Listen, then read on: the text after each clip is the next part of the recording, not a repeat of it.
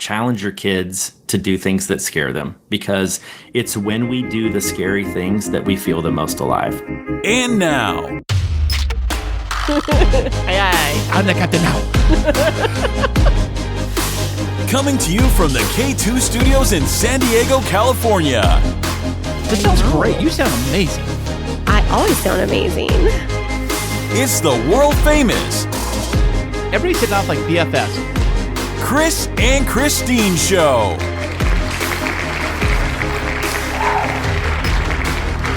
Hey, what's happening, everybody? How are you doing today? Thank you so much for being here today, and I am Kris. And I'm Kristine, and welcome to episode 140 of the Kris and Kristine Show. Wow, 140 Kris and Kristine Show official episodes. I know, you threw me off on your intro, though, because you did it a little bit different. Did I now? I always listen for the same three words, and I'm like, I wait for, thank you so much for listening, and I am Kris. And you did something like, have a great day at eBay. What are you talking about, baby doll? We are officially 140 episodes into this little funsy little evening project. Now, did we miss a lot of different weeks? Because it would seem like if we did one episode a week, every week for 3 years, that we would be at 156 episodes, but we're 16 shy of that because we're over the 3-year mark. So was I slacking? Did we snooze and play repeats or something? Oh, yes, COVID. and yes. We did a lot of that stuff. There was weeks. Not a lot. There was only 16 weeks. Well, there were some times where, we had to do replay episodes because we were gone, or COVID situations or time. Yeah. Don't forget, we took a time off when we moved. Took a whole month and a half off. Oh, I totally forgot. Totally forgot that. That was a lovely time of life. Why is that? Because I didn't have you cracking the whip on me get back to podcasting, woman. Get back in that podcasting seat and get on that microphone. We got bills to pay. I know. When we first started podcasting and I was like, I just don't feel like it, you'd be like, can you please have a good attitude? Can you please just sit down and do this? And I'm like, wow, that really makes me motivated. Did it now? Look, no. 3 years later? 3 years later. Here we are. Fighting the same battles.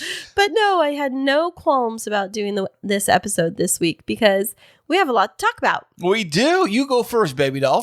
Well, it has been a very interesting week. It was first week back from having a 6-week break from events. And so we jumped into it yesterday with my trusty number one assistant sitting right across from me in the studio, wedding helper boy himself. That's right. Kris, the rockstar wedding co-planner. I am. I'm officially. What's my title again? Logistics manager. I'm the logistics manager. Wasn't there another title you were going to give me today? Wedding helper boy? No, there's another one on top of that one. I don't know. But King of Tetris? I don't know. But I said for my wedding logistics manager, I gave you your first big Christine Smith Designs project. I contracted with you. We negotiated on a rate. Actually, there was no negotiation. I just told you how much I'm going to pay you. Yeah. But I think I feel like it's a big milestone in the business. There was one milestone, which was getting my first 10 weddings. And then it was hitting the 6-figure mark with the business. And then it was building the studio and the cooler. And now we've expanded so much that today we had to get a storage unit for our inventory. Yeah, so Kristine comes back to the house and she says, hey, I have a surprise for you. And I'm like, what is it? Well, close your eyes. I'm like, well, what could it possibly be? Hold my hands out. First, and she drops a box of keys in my hand. And I'm like, what is this for? No, you have to back up. First, I took you into the garage. Yeah, obviously. I took you into the garage, and before I gave you anything, I had you look at the pile of Christine Smith Designs inventory, and I said, how does this side of the garage make you feel? What did you say? And I said, well, it's okay. No, you didn't. You said, your first words were, I hate it. Yeah, that's true. I do hate all of that. I do wish I'm we all have clutter in our lives, right? Mm-hmm. Everybody's got clutter. Everybody's got a little bit of it going on. I would love to be less cluttered. I think we all do. I don't want it to get to the side of that show Hoarders where it's you can't even find your feet in the place. I mean, it's not that bad at all. No, I mean, it's business stuff, but still, it is taking up half of our 2-car garage. And you got stuff like coming in too. Like not only stuff you have here already, but you got new projects you're working on, new inventory coming in. So you decided to get us you decided to get the business its very own storage unit, correct? I know. And I was really excited. So I was picking up some stuff from FedEx and I was driving because the FedEx Print Center is on the side of town where there's a big brand new storage facility. And I was driving back and I was thinking about the garage and how much stuff I have in there. And honestly, I was looking at it the other day and I was like, man, there's so much stuff in here.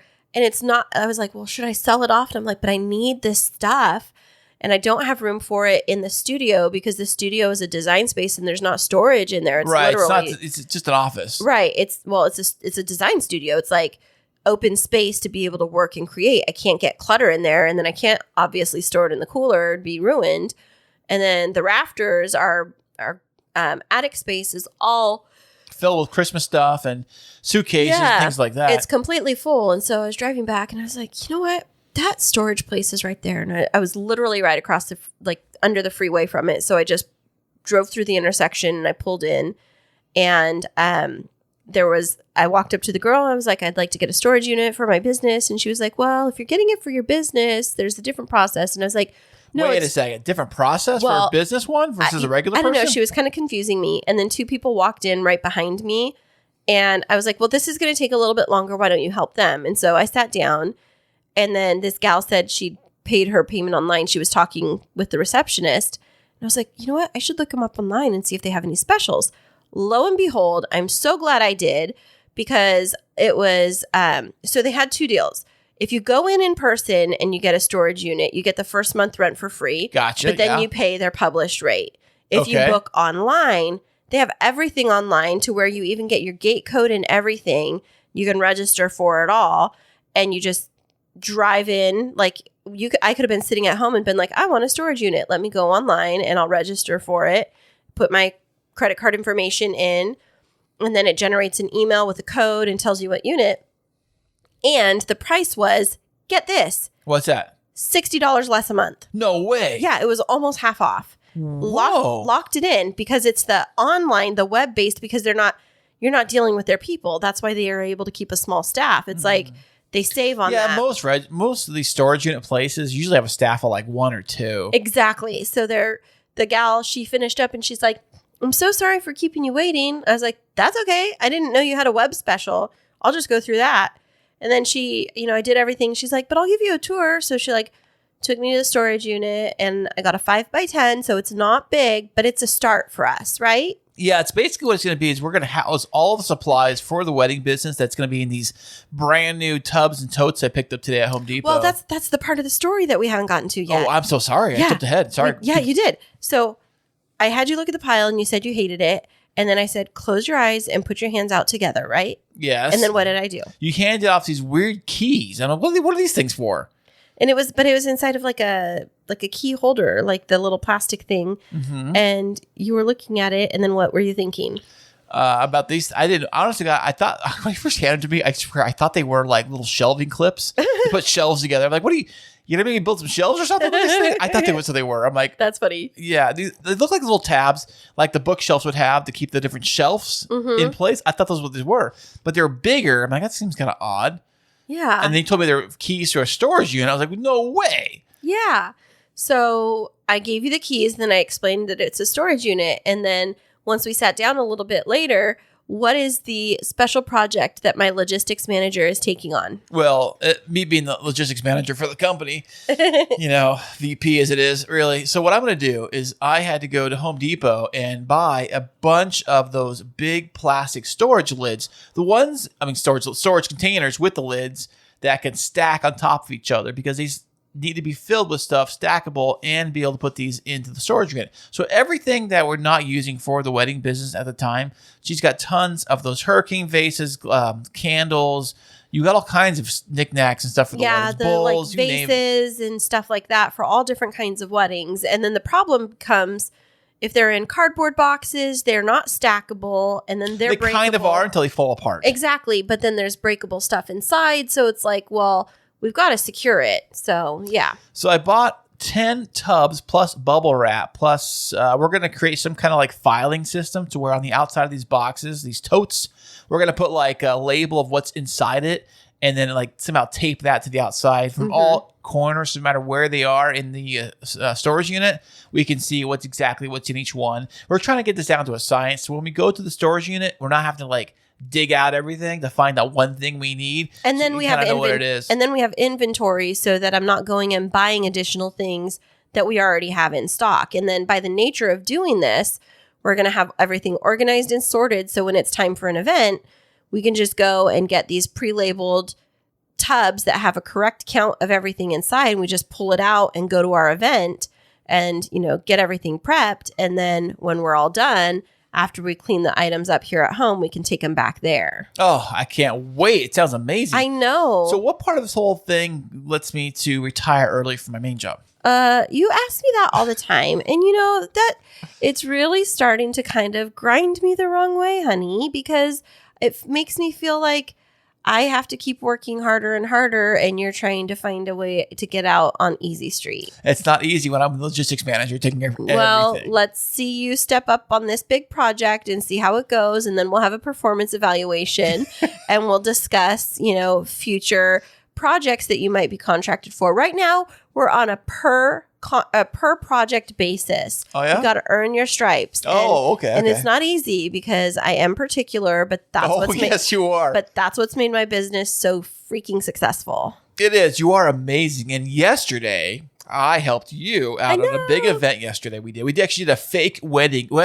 If you see anything of our social media, like Instagram, Facebook, Twitter, you will see pictures from the big fake event we did. Well, no, because if you say big fake event, that's like the big fake wedding. We didn't do that. What we did was... it's not the big fake wedding. We did a staging. Event. We did an event staging. It's fake. It's a fake wedding for a stage. No, it was an event staging. That's what I said. A brand new wedding venue was doing an open house, but they needed to prepare it as if it was a wedding event for their marketing materials. They had a bride and groom that were there dressed up.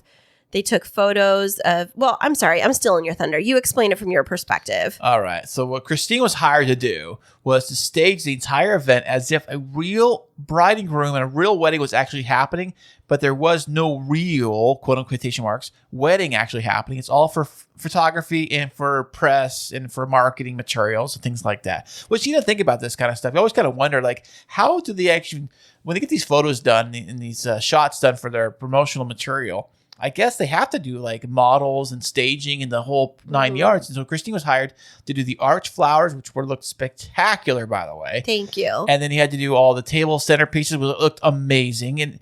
And then we had another a planner that was there, and she was setting everything up too. So she planned the whole thing and hired me for the event. Oh, so you were the hired help for this event? I was the hired florist. So the planner, Evelyn Francesca, Evelyn Sell of Evelyn Francesca Events was the main planner.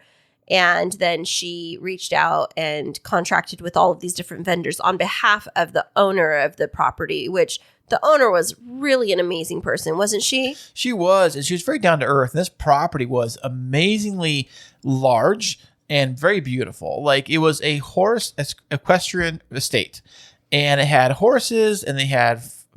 what else they have? Beautiful lawns and beautiful grass. Stables, and they had arenas. They had a whole arena training facility up on the hill. Barns and warehouses for stuff. It was basically like a big, like, I don't know. It was more than just a house. Right. It was like a business, a company, a Disneyland for horses. I don't know. Yeah, and it was so gorgeous. And then they have their main house, which is a big main house. But then they took this other area, what used to be like a barn, not a barn, but like a housing quarters for the ranch hands, where the on-site, like, because it's an equestrian facility, or it used to be a really high functioning equestrian facility, they used to have all of the horse handlers that lived on site in the bunkhouse. And so no way. They took the bunkhouse and they transformed it. So they like gutted it because they don't have as many they don't have people living on property like that anymore. And they gutted this little ranch hand's house into a beautiful 2-bedroom casita, which is used for where the bride and her bridesmaids all get ready. And it has this beautiful living room, a full kitchen, 1 or 2 bathrooms. And they'll even rent it out to the bride and groom the night before the wedding and the night after if they wanted to let's say that the bride wanted to stay somewhere with all of her girls and have a sleepover, and then everybody gets up and does hair and makeup the next morning together and has this whole fun time. They could do that there, which I thought was really great. That looks fantastic. That's one thing you want about, I guess, a good wedding venue place. You almost want a one-stop shop, do it all if you can in one place. Yeah. Which is a great way to do it. I think that's why a lot of these hotels are so popular with their wedding places. You got the rooms, you got the restaurants, you got the on-site coordination, the flat, blah, blah, blah, all right in one spot. Right. But this owner is trying to transform their taking on a new adventure with a new business, trying to make it a full-on wedding destination. Yeah, so it's called Peridot Equestrian Center, and now it's becoming called Rancho Peridot. So it's Peridot, Rancho Peridot, and it's up in San Marcos, California. It's in this beautiful area with hills around it, and like Kris said, they have horses in some of the stables. But here's the thing is typically you'd go to like a horse facility and you'd think that it would be like smelly or like hay. It's nothing like that. Lush green lawn, beautiful fountain. The mock-up of the ceremony that we did is in front of one of the stables, and you were walking around talking to all the horses, weren't you? Oh yeah, I was naming them, like, hey, this one's Blackie, but it's really doing something else. Sully, right? Yeah, and I was petting the horse. One horse, I think it was Sully. I was petting him one time. Next I go back to pet him again. He does this, like, turns his head, like, whoa, attitude you got with me, boy. Come on now. I'm trying to be nice here. And then the horses start talking to each other. They start like doing their or whatever. and then they start talking. So they're doing that real loud to each other. And one of the poor horses was older, and she was in this like horse treadmill, which is kind of weird. The way it works, it's like a merry-go-round for horses. I know it sounds weird too. But the horses are on this track that's in a circle. In the center of the thing, it's this big like gimbal machine with these big arms that kind of go stick out and kind of hang out in front and behind the horse. Almost like a gate attached to these arms that kind of go around the path of the horse. So the horse is constantly walking, because the gate is right behind it, following behind it. Find the horse, and it's going around a circle. So you can fit like 4 horses in this gimbal machine, and they're all just being walked around. Think of it as like a walking machine for horses, really. It's getting exercise. Okay, you've said that term a couple of times. What's a gimbal? I'm like literally here on my phone, and a gimbal is like a stabilizer for a video camera. What's a gimbal machine? There you go, something like that. Are you just coming up with words? Well, it's like this thing that like I don't know how to describe it. You're just coming up with the word for it. It's basically like a floating carousel that floats around the horses. You know what? A floating carousel is a really good description of it, because it does. It has like 6 different branches or arms that come out. And so what happens is the horse gets connected to it. And so it keeps... The horse wasn't connected to anything. I thought it was. No, that's what I'm trying to tell you. What it does is the horse sits in the middle between the front and the back. So as it moves, because they're all moving, right? Same direction. It hits the horse in the butt and keeps it moving. That's what it was. Okay. But it never hit the horse in the butt.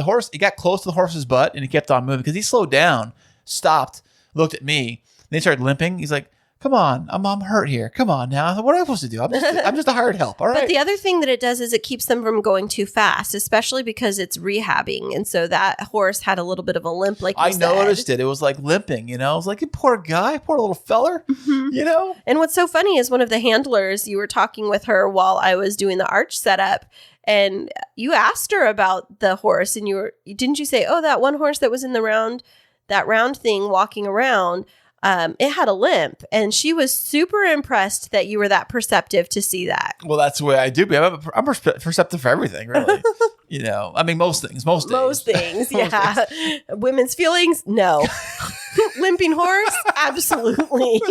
That is so true and accurate.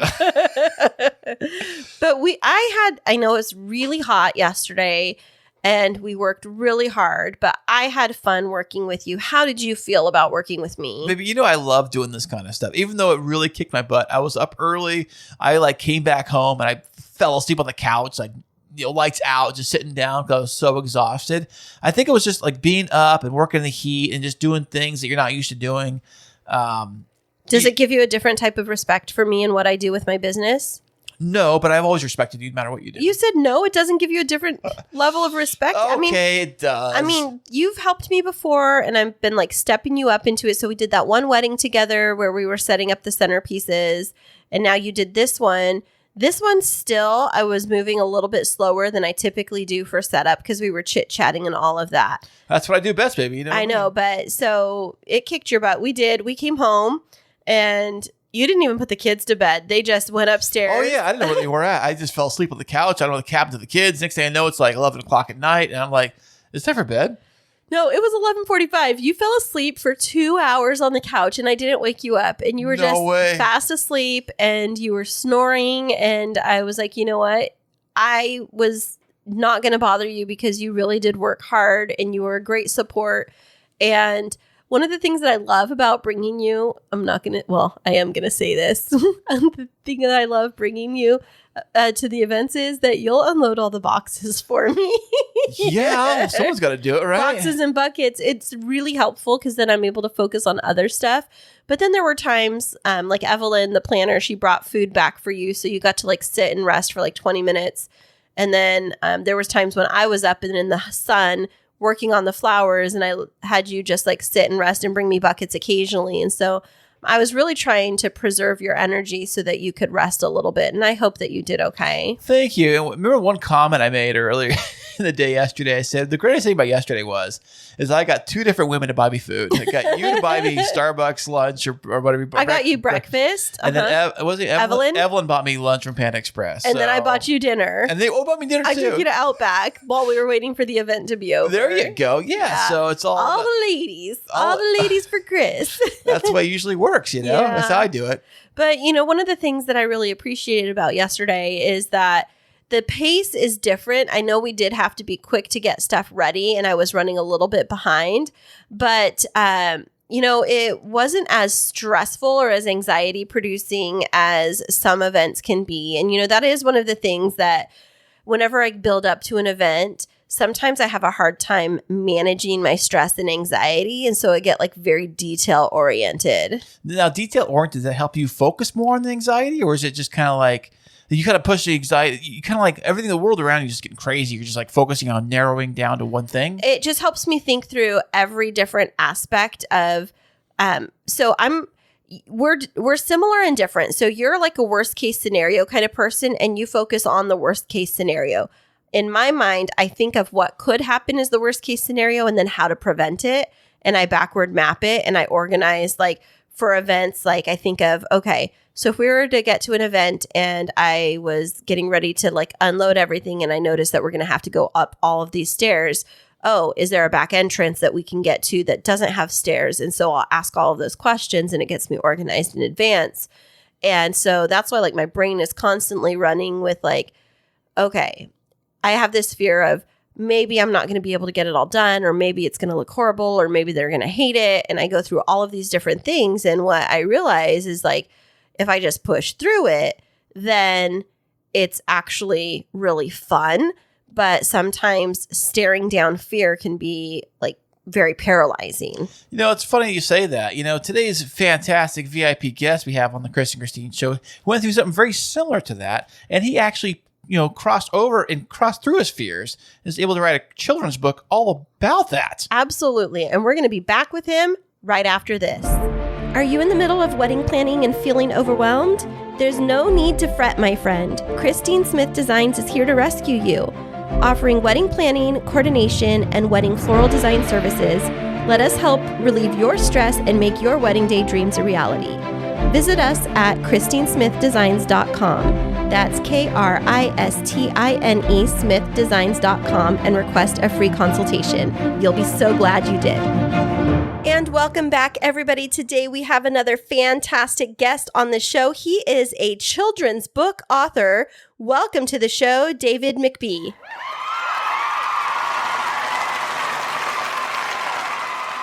I love that sound effect. I think I'd like to get that one for my house. Just play it every morning. Anytime you walk into a room. What sound effect are you talking about? They're all right here, man. Our live audience.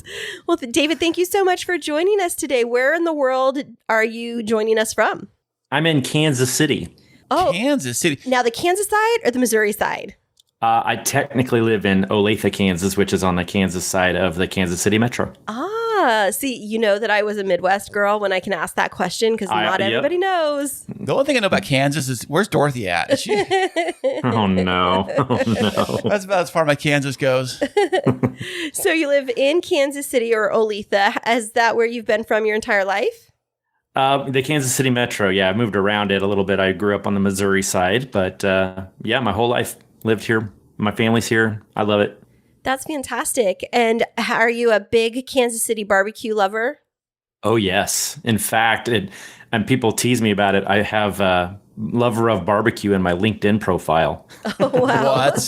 So do you cook or are you more of like a consumer? I am very much a consumer. I do some of my own smoking, but it's just so prevalent around here. It's much easier to go buy it than I would think spend so. all day working on it. Now, you prefer like gas, charcoal, or wood fire for barbecue? Oh, wood, deeffinitely wood. Yeah, that's All what I right. thought. It gives it that smoky feel to it. I know. I used to like see people who have a gas barbecue. Like what a loser. Yeah. Now, I do need to ask you, since you are a lover of barbecue, what's the difference between like Kansas City barbecue and backyard grilling like we just did on 4th of July? Oh, well, I mean, technically it's all barbecue. That term is used pretty loosely for anything you cook over a flame or over outdoor heat, right? But a real barbecue is when you smoke the meat over an indirect flame so that the smoke flavor gets over the meat and cooks it super, super slow. So that's really the difference. And gets it nice and tender, right? It does Oh, like yeah. that. Yeah. Yeah. Is that like what people use those Traegers for? I see men like posting about, I got a Traeger for Father's Day and things like that. And I think those are like smokers. Does that quantify as That is barbecue? definitely that's a good brand of barbecue smoker. Yes, All absolutely. right. Fantastic. Well, Kris just barbecued for us over here on 4th of July. So would you say that you are a barbecue expert, Kris? I don't know. I mean, I got one of those like 5-burner, propane tank, stainless steel or whatever. So not wood, not charcoal. No. So you fall into that category that you were just saying about, Hey, what are you doing? I can find a lighter and light it. Like that's about turn the gas on, recharge the propane tank. It's about as far as I go, I think. Yeah. With my grilling. So do you barbecue on your own frequently? I mean, not as much as I used to because, like I said, it's just too easy to go buy it. Definitely, especially when you're in the area where you live. And so speaking of that, since you've been in that area for most of your life, do you have family, kiddos? Yeah, so my mom's still alive. She's in her early 70s. My father and his wife are still alive. They live they live half hour from me. I've got a sister. She and I don't talk so much anymore, but I'm married, been married for 24 years, and I have a 22-year-old son, and my daughter's just about to turn 17. Look at that. Now the 17-year-old, does she have her license yet? Oh, yeah. Oh, Okay. Our 17-year-old just got his learner's permit yesterday. He decided to wait just a little bit longer, but he's so excited. So we're celebrating that in the household over this weekend. And how do you feel about having a driver in the house? I am very excited for him, and he worked so hard, studying so long to be able to pass that test. And, there's a different kind of pride. And I feel like, in California, we have different rules. So he's not allowed to drive at all until he has at least his first hour of behind the wheel driver's training with a company that you have to hire. So he still has to wait a few weeks to actually get behind the wheel. And so I feel better about that. But I don't know. I mean, he's going into his senior year and, next year he's going to be off to college and driver's license. It just happens so fast. Yep. That's exactly where I'm at. But Zoe got her learner's permit and her first car at 15. So she's been driving for a while. Now, was this first car a Jeep? Good guess. No, I'm not big on buying my children's vehicles for them. I'll help supplement them, but she couldn't really afford a Jeep at 15. She has a Jeep now, actually, believe it or not. Yeah. But her first car was a little Bug. Oh, my son would love that. The newer one or the old one from like the 60s? It's the oldest new one. if that makes sense. got it, And yeah. it was old enough to be falling apart, kind of a little bit beat up, but definitely not something from the 60s. It was the one you would take in like the Baja, like you get like lift on it and you go like running down the dunes with it, right? Nothing like that. No. My oldest sister, her first car was a Bug also, and I just remember that my dad restored it for her. It was like a heap of junk.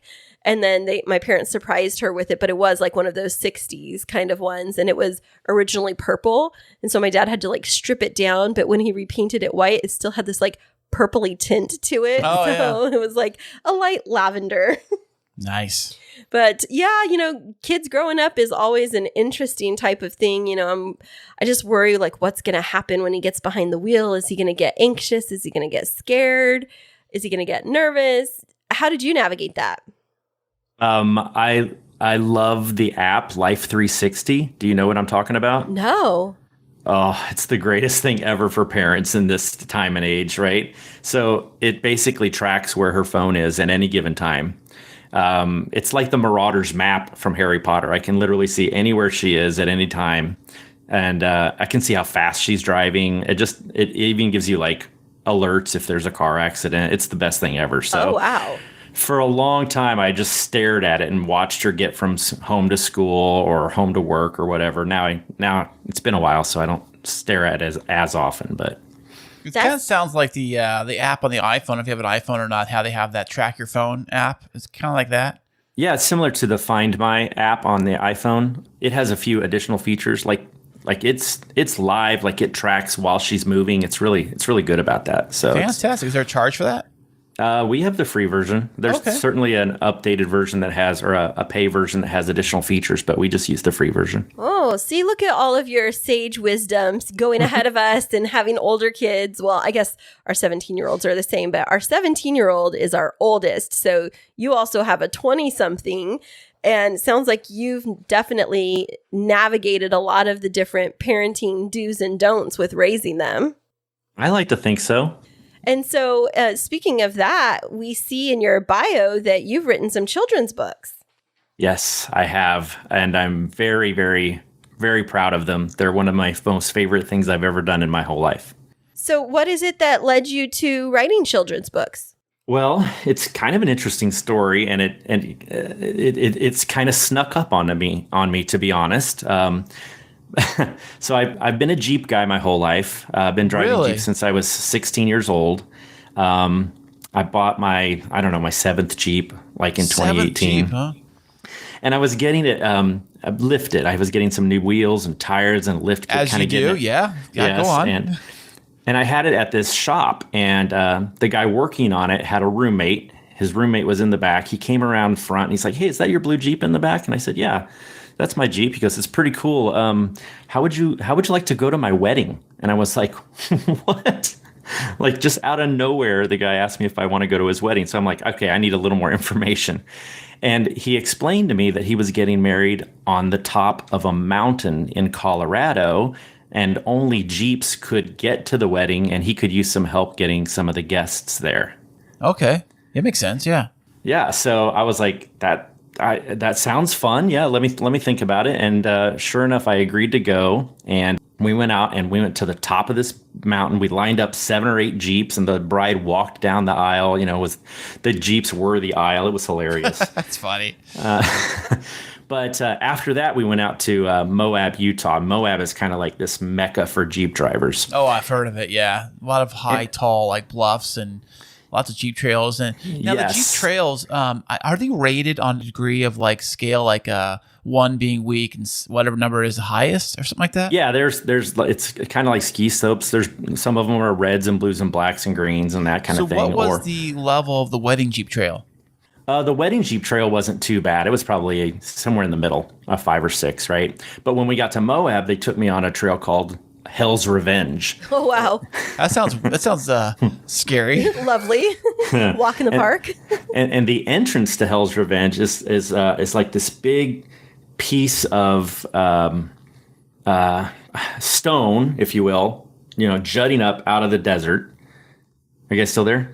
Yeah, we're Yeah, listening. yeah. Mhm. Okay. And I tell people it's kind of like if you were to imagine a Hot Wheel driving up the back of a dinosaur. right? Oh, wow. Which down? You're talking about the Stegosaurus with all the crazy spikes? Yeah. It's like 70-foot drop on the left. It's like a 70-foot drop on the right. It's about a 12-foot wide rock, and it's all bumpy, so your Jeep is tilting left and right. And I had this crazy panic attack. Like I flipped out. Yeah, I would too. And most people, when they look at this, they're like, are you crazy? Who would drive on this, right? Like, you're looking around going, is this allowed? Like, people drive on this?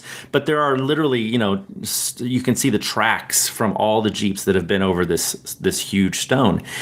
And so I started to freak out. Now, I'm not afraid of heights per se, but I am afraid of shelf roads, of being in a vehicle on a steep incline, right? Yeah.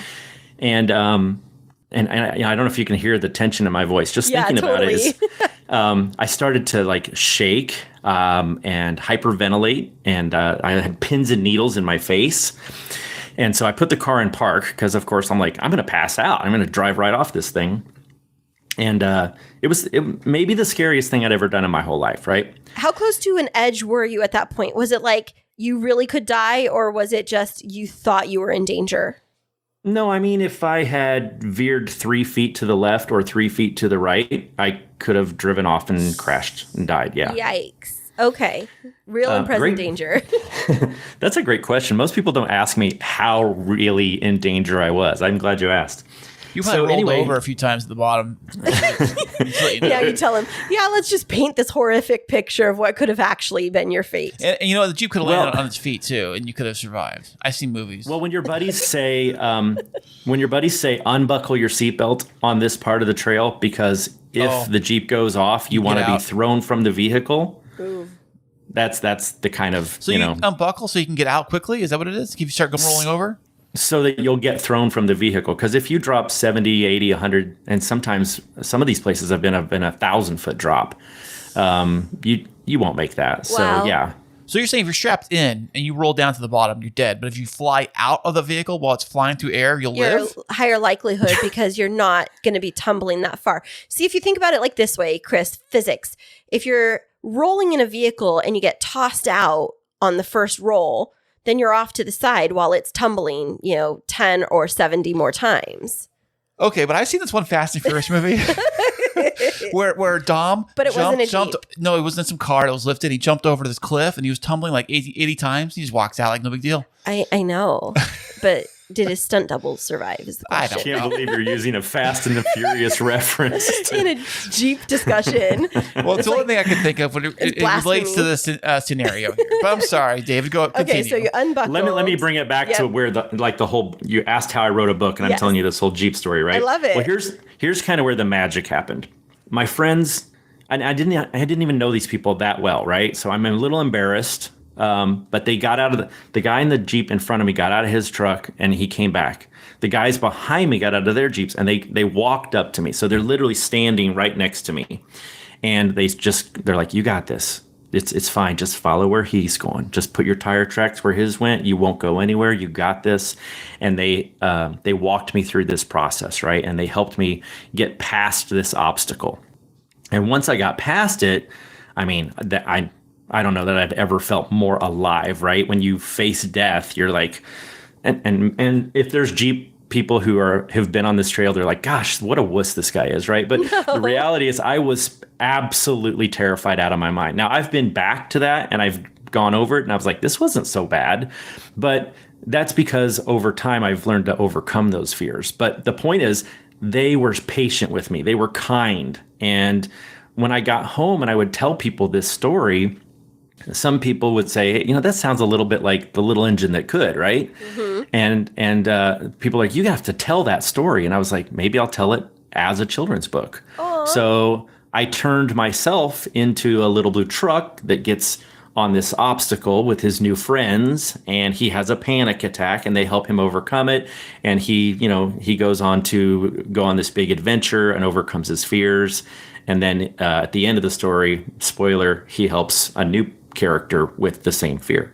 Look at that. I love Full circle. that story. Now, my question for you is, when you had to go over that big rock ledge thingy, did you have to cross back over it to get to the beginning of the trail, or was it more of a loop where you didn't have to face it again on the way out?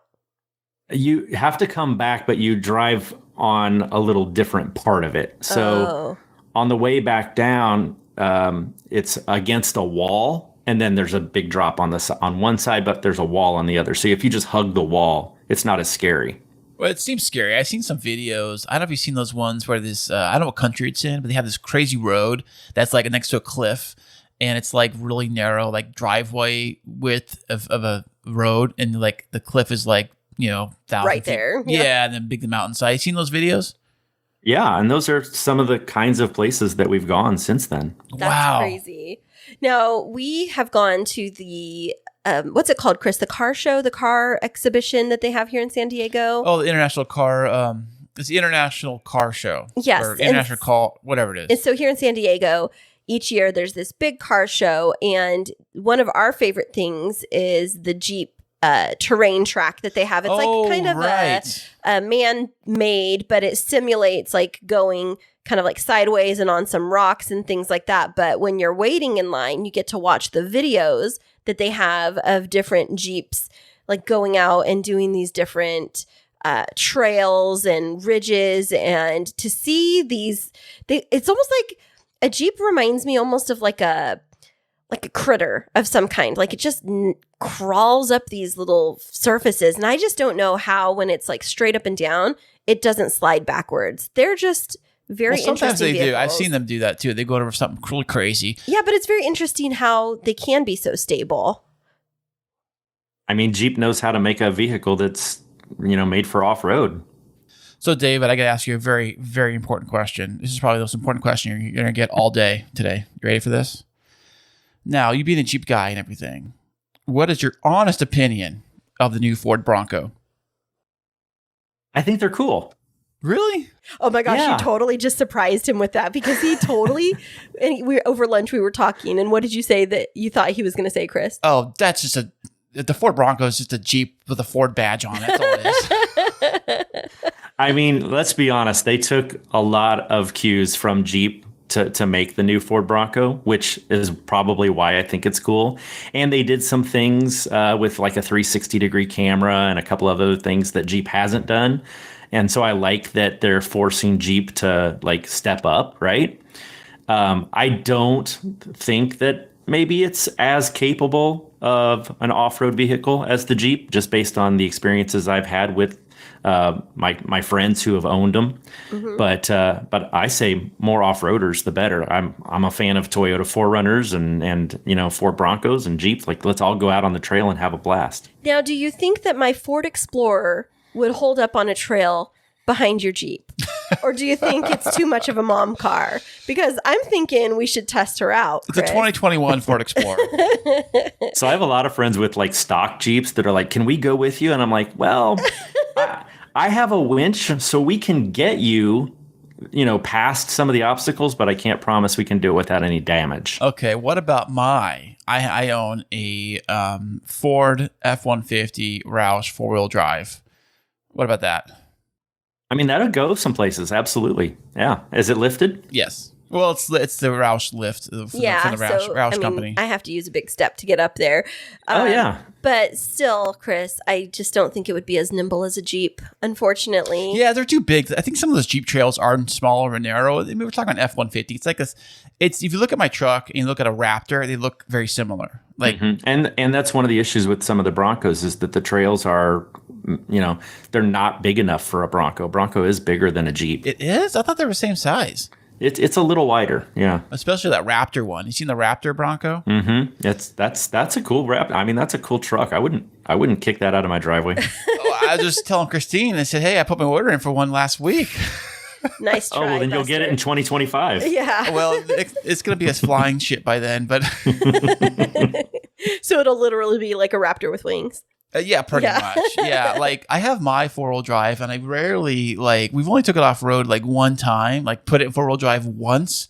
It was four-wheel drive low because it was like in a muddy area, but that's about the most extent of my four-wheel driving I've gone with the thing since I've owned it. So, David, you were mentioning your children's book and the way that you came up with the stories. So, have you fully published that initial children's book? Yeah, actually, I'm on my third one. It just came out a few weeks ago. So the first one is called DJ's Off-Road Adventures. DJ Faces His Fears, and it's basically the story that I just told you about the little Jeep. Who technically it's not a Jeep because Jeep's a trademark, but it's inspired by a Jeep, right? And then after getting to know these guys and going on other adventures with them, the real events that take place on the trail inspire the additional books. So the next book is called Better Together, and it's all about teamwork. It's about helping people on the trail who are broken down or who get stuck. One of my buddies, Tim, drove into this hole and almost flipped his Jeep on its side, right? And so we're climbing on the Jeep and pulling it off and like working as a team to get the Jeep back on all four tires. So I put that in the story. And so the second book is just about teamwork. And then the third book, which I may be more proud of this third book than any of the others, it's called Girls Rock. Ooh. And it's all about how females in the sport of off-roading are minimized. How they're like, you can't do this because you're a girl. It's about a pink Jeep. A pink truck, because Jeep is copyright. These aren't Jeeps. Well, we get the idea, though. Yeah. But my wife and my daughter both drive pink Jeeps, so that helped inspire that character. That's so cute. And then she goes out and she gets picked on by some really mean girls. One of the mean characters is a Porsche named Karen. It makes sense. That's yeah, I get funny. it. And they're like, you can't go off road. You're a pavement princess, blah, blah, blah. And she goes out into the woods and just tears it up. And so it's all about how girls can do anything boys can do. And I'm really proud of that one. I love that. Now, you mentioned the trail and off-roading and having a background with literature. I know that sometimes things are symbolic, like they stand for different things. So when you're talking about being on the trail or off-roading, are you really talking about the trail and off-roading, or does it represent something different? Well, I think that question comes after saying, girls can do anything they want. And certainly the story is all about how girls can go off-road, and that's literal. But it's also figurative about how girls shouldn't be minimized in any situation and that they can do whatever a boy can do, right? Right. Absolutely. And I love that you're using this concept of off-roading because it reminds people or reminds children that it's okay to not take the path that's always the most traveled by everybody else or the thing that's the safest, and kind of navigating what risk looks like, but through the story of cars. And kids love to talk about cars, and they love, little Hot Wheels and things like that. I think it's a great analogy. And they say right what you know, right? And exactly. And I know Jeeps, and I know going off-road, and I know these trails. So that's my experience, and that's, of course, what I had to write about. David, is your Jeep, is it the 4-door or the 2-door version? Well, I have a 4-door Jeep. That's the one that the story was made after. Okay, but I also right. have an old 76 Jeep in the garage with 2 doors. Well, no doors technically, but... Wow, check that. Now, have you done any major upgrades? Like, have you swapped it out for a V8 or anything like that? It's a restored 76, so it's like pristine. It is a pavement princess. Oh, look at that! I know that. I know. Here in California, we've got very strict EPA rules and things like that, like carbon emissions and all that stuff. Do you guys have some of the same rules out there in Kansas? No, we sure don't. So you guys can pretty much do whatever you want to the engine, and nobody says nothing. I mean, it's an antique, and I think antiques have different rules, probably even in California, I would imagine. Yeah, I think it's anything 70-something is the rule. Anything that had, anything on a certain date or older, you don't have to get smog checked. But if it's like a newer vehicle, I know some of these newer vehicles, people like to put chips in them, or they like to get upgrade the intake, supercharge, you name it, so on and so forth. Some of their vehicles, I know that at least out here, you can't get smog checked or pass smog, and the cops are all over you. That's a big pain in the butt. Yeah. Tell me about it. Well, for your California listeners, let me just interject that my wife's pink Jeep is a hybrid. So if that helps at all.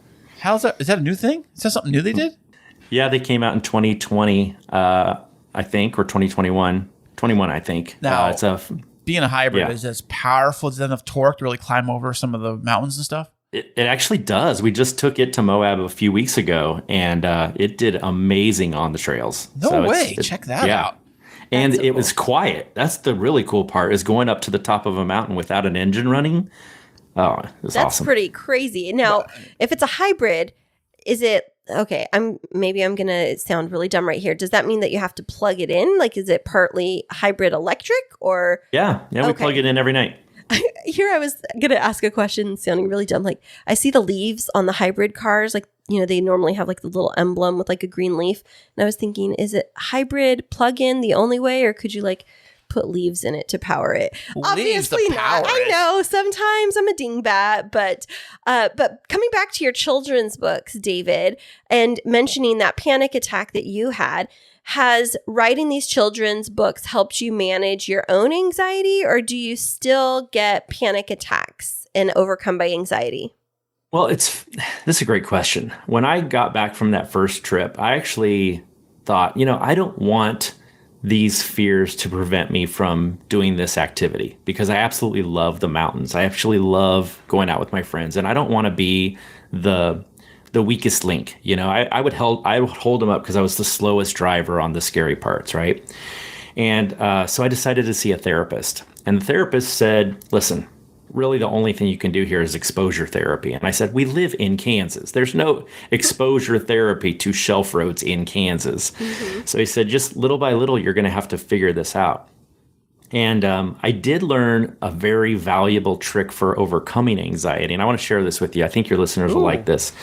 I don't know that she originally came up with it, but I learned it from Mel Robbins. Okay. She's a self-improvement author. Uh-huh.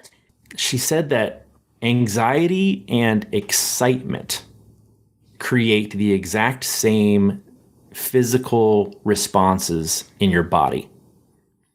And if you can tell your body that what you are experiencing isn't actually anxiety, but rather that it's excitement, then you can almost trick yourself into getting past the fear and embracing the shaking of your hands and the shaking of your hands, the hyperventilating, the increased heart rate. You tell yourself, this is excitement. This isn't fear. This is excitement.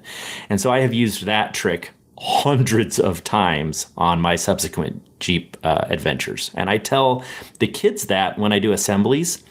The assemblies are about the book, but they're also about overcoming fear.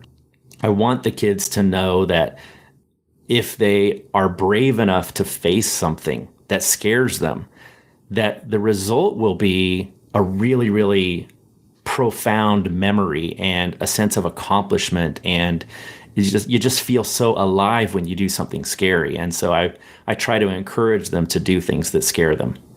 Absolutely. I love that analogy, that scenario, because I'm thinking about when I experience anxiety and that feeling of nervousness, and it almost does feel like excitement, but with fear kind of clouding it. And so, like, if you can teach your mind how to compartmentalize that fear and just take a deep breath and leap, then you're on the other side of that fear pretty quickly. And it just seems, I'd never even thought of it like that, about that very similar feeling. What do you think, Kris, about the connection between like anxiety and excitement? I think you get excited.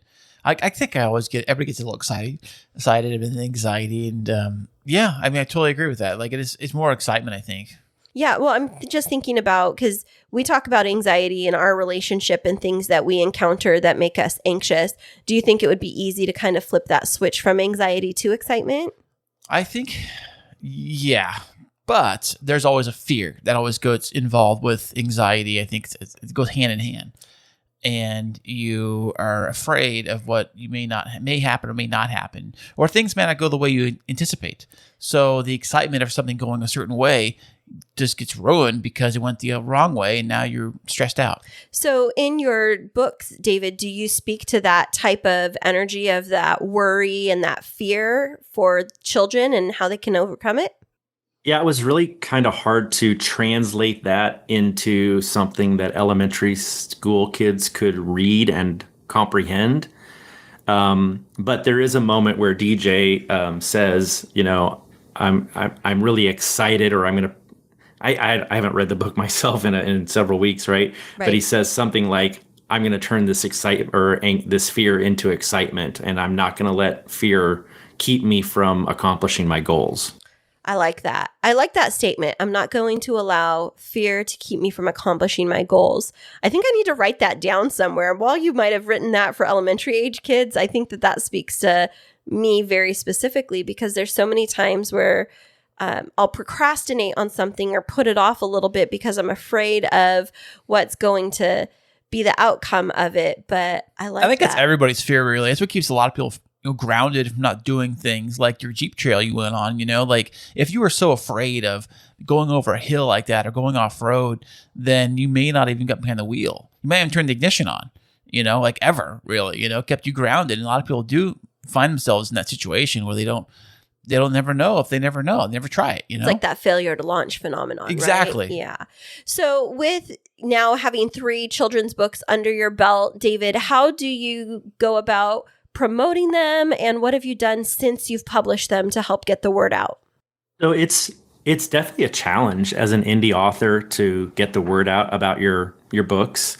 There's a lot of scams on the internet. Hey, sign up for this contest and you could win and be promoted. I've done all those things. And okay, well, how'd they go? Not so great. Not so scams, great. Huh? Is it? I spent a lot of money that first year submitting my book to book contests and not getting really anything out of it. Oh no! Have you ever tried going to like a public library? Yeah, you hand them the book and they say thank you, and that's about it. You don't do like didn't they do like a story time reading? I remember the libraries around here, they had the kids gather around, the librarian would do like a story time. Yeah, but then the kids just check out the book and it's like they keep 2 or 3 copies. The better things like the bookstores and things, but that takes a lot of man hours. Concept. You can still do the same thing there. Are bookstores still around? I don't even know. Are they? Yes, they are. Okay. Barnes & Noble. Barely. Yeah. Hanging on by a thread. Part of my problem was that I launched these books in like February of 2020. Oh. So the pandemic hit and I was like, and my wife's an elementary school teacher, so I had some ins at elementary schools, and those have just now kind of started to hit. I did several assemblies last spring and last fall, and those are a blast, and those are a good way to get the word out. But I don't really do it to make money. I have a great job. I have a great career. This is a passion project for me. Okay, good. Would I like to sell more books? Absolutely, because it's expensive to hire the artist and go through that process of publishing. You don't draw these yourself? No, I unfortunately did not inherit that brilliant skill from So who anywhere. was doing your artwork and how did you find them?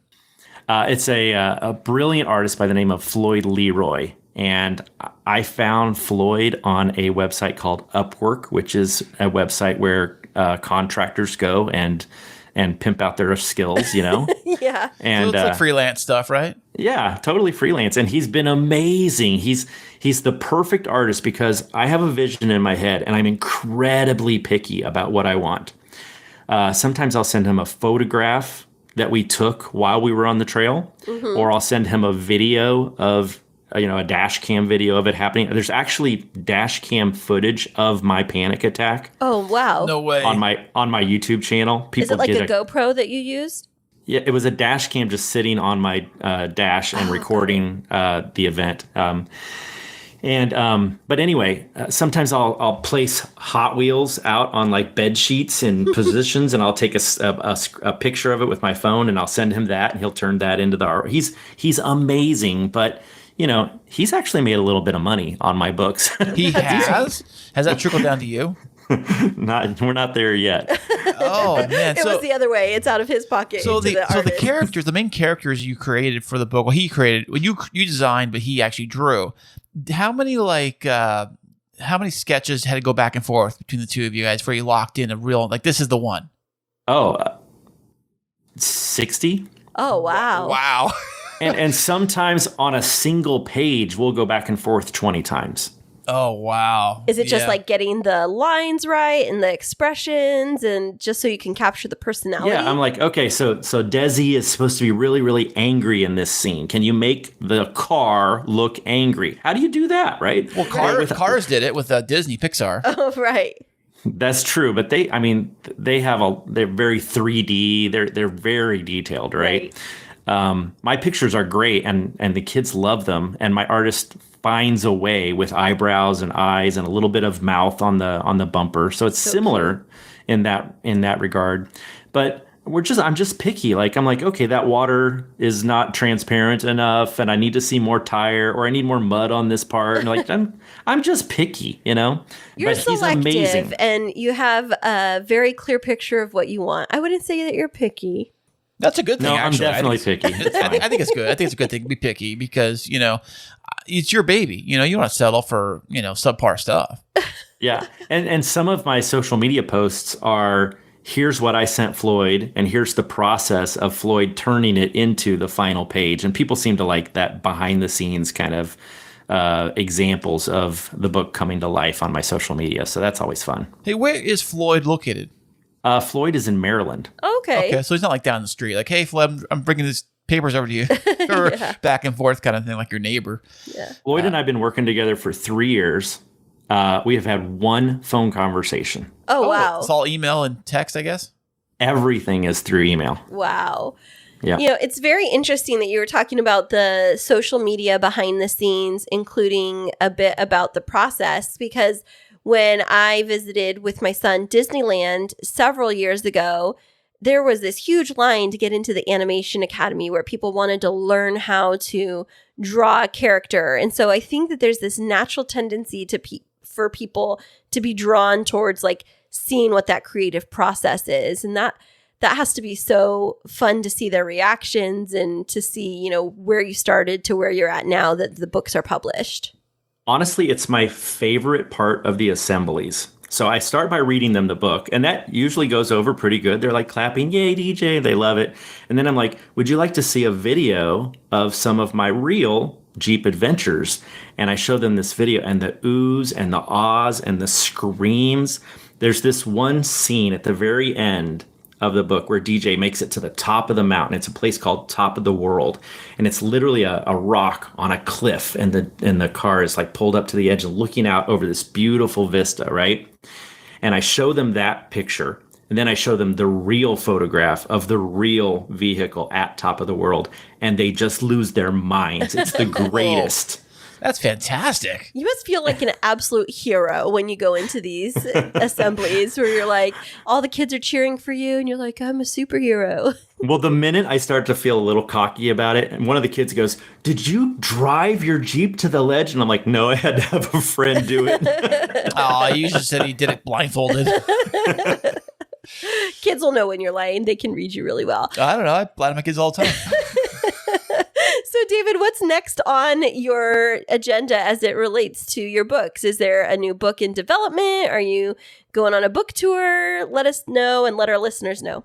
I got a couple books in mind, and maybe your listeners can tell me which one they think would be more fun, but I kind of want to do one where DJ is out on Christmas Eve helping, you know, cars out of ditches, you know, because there's a big snowstorm, and he runs across a big truck, and this truck happens to be Santa, and Santa can't deliver the toys because he's stuck in a ditch. So DJ calls all his friends to help Santa, and so the story kind of goes, right? I don't want to give it all away. Mm-hmm. So that's one idea.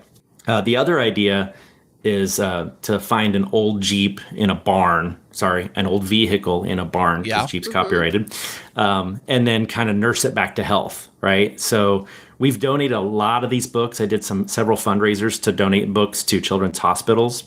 And facing fear is certainly a concept that those kids face, but I'm wondering if there's a world where I help them visualize a character getting well, you know, taking this old vehicle to the hospital. Yeah, that makes sense. And nursing it back to health. Or maybe one that like broke down or something, you know? Yeah, something along those lines, even when it's been an accident or whatever, right? But seeing how it can be repaired and come back and live a valuable full life, right? Like, so those are the two concepts I'm kicking around in my head. What about the one that like the Jeep, okay, quote unquote, the vehicle, the vehicle. See, I got you doing it now. Yeah, the vehicle, like on no fault of their own, get some kind of like accident or they break, something happens to them. It's not their fault, but it happened to them, and they're in critical condition. Their friends have to help them, nurse them back to their health. The mechanic or quote unquote car doctor Yep. come in, and they were in the mechanic shop, which would be kind of like a hospital, but not really, kind of playing both on both sides of it, to get the illusion. And that they kind of nurse the vehicle back to health, and the friends come by and help the vehicle out and donate even parts. Like, hey, I don't know. I'm just throwing stuff out here. You know what I think would be a great one, Kris? So we are welcome to allow you to use this idea if you would like to. David. Patent pending. So Just kidding. Kris has a Nissan 370Z, his sports car, and we've been having some little difficulties with it because it's been sick and tired lately. So you could use a similar vehicle to the Nissan Z that's stranded on the side of the road, a helpless little friend that gets stranded, and your vehicles come along and help it.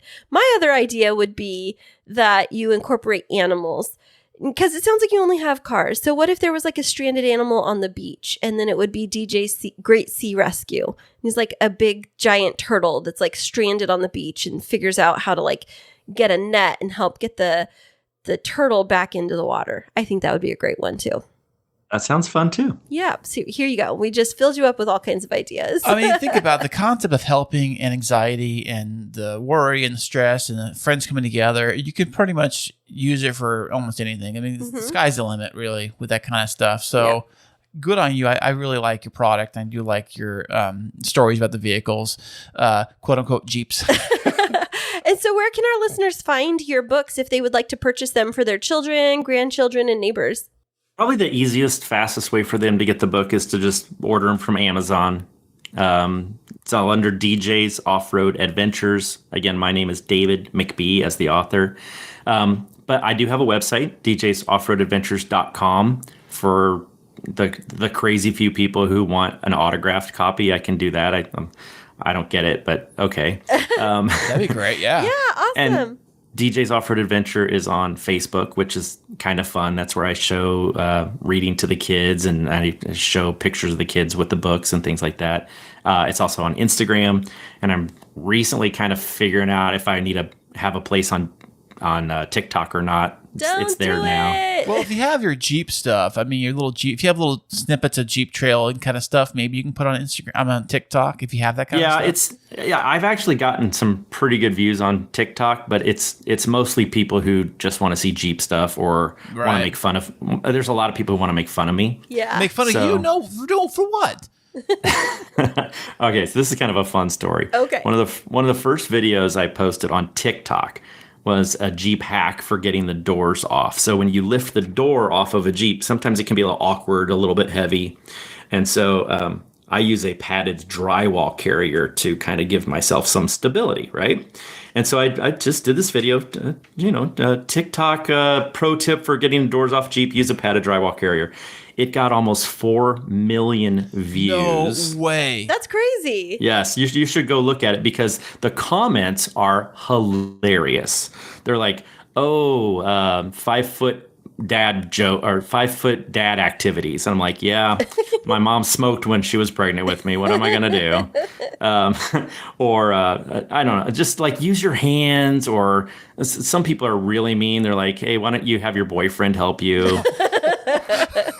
to which I replied, he's at Old Navy buying more cargo shorts. So. Kris is cracking up because he's sitting here wearing cargo shorts. Hey, now. I know. I was like, what's wrong with cargo shorts? People are picking on me for my cargo shorts. So I embraced the mean comments and just had some fun with it. And so, like I said, on TikTok, it's mostly just it's just ornery people. I'm not selling any books on TikTok, I don't think, but it's fine. No, I don't think. I mean, I think it's like all of these different things. They kind of drive towards your main hub, which would be your website. So every little thing here, figure a way to drive it to that. Yeah, that's the goal, right? Yeah, definitely. absolutely. Well, David, we've really enjoyed having you on the show today. Any last words that you'd like to leave our listeners with? I mean, I know that a lot of your listeners are interested in, family, right? And raising kids and relationships. And so I guess my thing is, challenge yourself, challenge your kids to do things that scare them, because it's when we do the scary things that we feel the most alive. Ooh, I love that. And listeners, thank you so much for sticking with us. We're going to leave all of the information on where you can find David's website as well as his books in the show notes. David, thank you so much for being here with us today. If we're ever in Kansas City, we're going to look you up and we're going to grab some barbecue together. That's That sounds great. And Thank some you. off-roading too. Yeah, absolutely. All Thanks so much. Thank you, guys. If you love music and podcasting, now you can have both. Introducing the brand new K2 radio station, available 24/7 on the Live 365 app for free. Specializing in rock and alternative music. We're talking bands like Coldplay, Nirvana, Muse, Imagine Dragons, and yes, even the Rolling Stones. They have all stopped by to drop off songs, and we even have brand new popular tracks added every single day. Also on the free K2 radio station, we are including podcasting. Get the best of both worlds. Download the free Live 365 app or listen online at live365.com and type in K2 Radio. You know, having David on the show is fantastic. I love talking shop. I love talking Jeeps and I cars know. and trucks and things like that. You love talking about any vehicles. What was it the other morning you woke up and you're like, babe, I saw this thing. Like last night I was at work and it was like a photo of the new Bronco and I was looking at it and I'm like, first thing in the morning, what I think of is coffee. I need cream for my coffee. Well, And- that too, of course. Yeah, but Obviously, lately, yeah. but you've been waking up and you're like, you know what? Or you'll text me in the middle of the evening right before I go to bed because you're at work. And you're like, I saw a commercial for the new Z and da-da-da-da. Oh, or, yeah. Or I just saw this Raptor truck and I saw this, Dodge that, and I was wondering, could my truck beat it?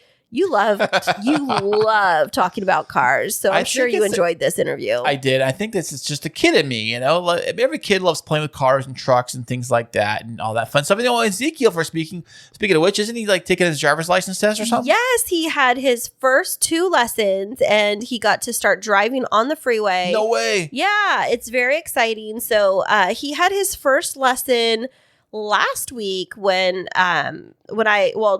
early last week, I think it was, when I was up there. And was it just last week? Anyways, it's like over a week ago.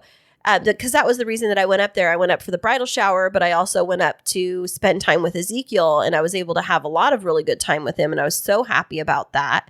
But I got to let him drive me around at night. No way. Did I tell you this? No, you didn't tell me this at all. I didn't tell you? Oh, he was so excited because it was nighttime. He drove me and my parents. Which car? The Explorer. Your car? He drove me and my parents from their house over to Sonic, which is across town, at night. And he was such a good driver. Really? Was he Yeah. overcautious? Like looking? He was very cautious and he was trying to be very aware of what was happening. Like he got in, he got his mirrors all straightened up. He got his seat into the right section, like the right way that he wanted it. Got his music all adjusted, right? No, I did no music because it was his first time driving at night, and yeah, I of wanted course. to make sure that he was Of super course. focused. Like but you're not supposed to use any music at all till you get your license. Really, Right. even then, you really shouldn't. right, yeah, you're supposed to just be attentive to everything that's happening around. And so I said no music, but he did a great job. And then this week he learned how to drive on the freeway with his driver's training instructor. Wow. So the freeway's up in Clovis area. It's Fresno. Fresno Yeah. area, probably the more wide open, not as a lot of traffic, probably, right? There's a decent amount, but I don't really know. But the point being is that, I mean, of course, it's different from LA traffic, but they definitely do drive fast on the freeway up there, which I think can be a bit nerve-wracking for a new driver. But he told me that his driver's training instructor really helped him to navigate that. And, he was a little anxious and nervous, but it's just like our guest was talking about this week, is like pushing through that fear and conquering it. And so by Ezekiel, like having that little bit of nervousness and then pushing through it and having somebody to encourage him through it, now he's driving on the freeway. Well, check that out. I know. And can you believe that he's going to start his senior year next week? No way. Yeah, I can't even believe it. My baby is almost graduated from high school. Well, check that out. What are you going to do when he does graduate? My goodness. I'm going to cry. Really? I can't believe. I mean, okay, here's the deal. I look back at pictures of Ezekiel, and I know you do this too, but I get super emotional because ever since he was born, like I've just been so in love with him. I don't know if Well, that you're sounds, supposed to be. It's kind I of that's kind of the way know, it but works he's for your just like- parent. But as a baby, he was just like the sweetest little pumpkin, and he was always so happy. And sometimes people have babies that just seem kind of grumpy or like difficult to calm. He was always so happy and just happy to be with me and my little buddy. And when he was growing up, he just loved to run errands with me and go places, and I love to travel with him. And I think part of me is very nervous that once he graduates that he's going to, of course, become an adult over the next few years and like start wanting to be independent. But I just feel like maybe he's not going to need me anymore. And that just makes me sad because I love him so much. Oh, look at you, Mama Bear. I know. He's just such a good kid. And I'm so proud of him. And, driving and all these new things that he's doing. I don't know how to say it. Just that I'm proud of him. Oh, that is fantastic. Well, thank you so much for putting this interview together for us today, Kris. And speaking of interviews, I know that you've been doing some fun stuff over on Patreon, right? Yes. If you are one of our lucky patrons over there on Patreon, you can find us at patreon.com/The Kris and Kristine Show. Don't worry, there's a link to it onto our website. But if you go on over there, you will get access to the guest interview. Check this out. In advance, VIP access, early access to the guest interview. Now, it doesn't have all of our banter though, right? No, exclusively only just the guest interview. We'll have that on the Patreon feed early. So if you want to just have straight to the guest, whatever guest we have on this week, you can get access to that and you can listen to it as much as you want. All your heart's content. Go play it along much you want early before the episode comes out. That's awesome. So, we know that you all love our banter, but if you want to like cut to the chase, or maybe there's something that really piqued your curiosity, then you can hop on over to Patreon and you can give a little sponsorship, subscription, whatever you want to call it, fund the fun over here at the K2 Studios, right? We would Kris? really appreciate that so much because it'll help Kris retire from his work. It will. That's the goal of life itself. How about us retire? That's young. Everybody over here chip in $5 and 5,000 of you will keep Kris from having to work. There you go. That's a goal. That's everyone's goal, right? In mine. Yeah. Well, it's yours for sure. But definitely. But we definitely appreciate you all, and we hope that you've enjoyed this episode and all of our other episodes.